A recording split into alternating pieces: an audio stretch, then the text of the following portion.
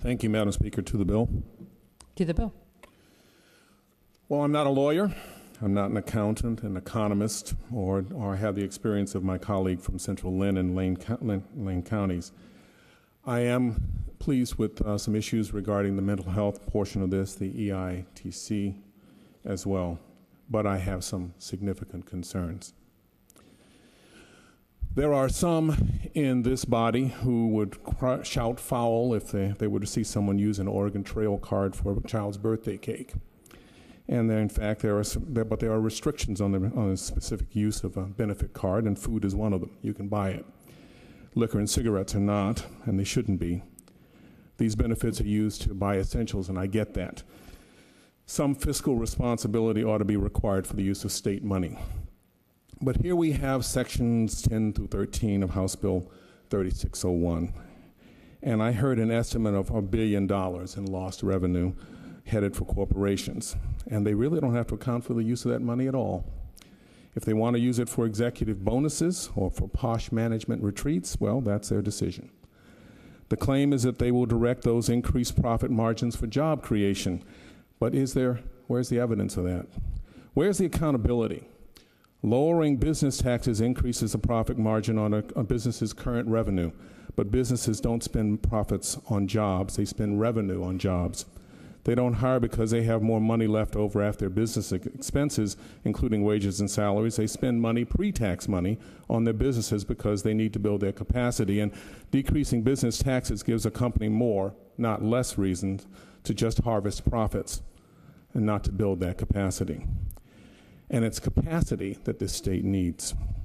And that's not a theory, that's history. And that's business reality. And there's nothing in this bill that says those savings can't be stored in an investment account or a hedge fund or spent on high-priced perks for upper management, regardless of their performance, or used to gamble in the securities market. Now, I've been told that by 2023, 900 jobs would be created due to this tax break. Really?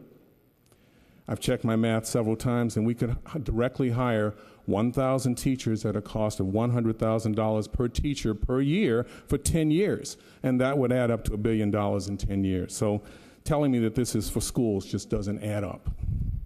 And what kind of jobs would those 900 jobs be if they're materialized at all? So what's in this bill as safeguards is a plan to track the cost of the tax break over time. Nothing about what really happens to that money. This is just, as several people have said, a giveaway. And I can't figure out why we're calling it a revenue package.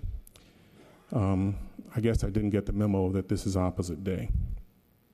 And while we're calling it a break for small business, it's the small business groups that have been calling me and opposing it, and the large ones that smell a jackpot. Now, that's just trickle-down economics, and we've run that experiment repeatedly, and yeah, it works all right.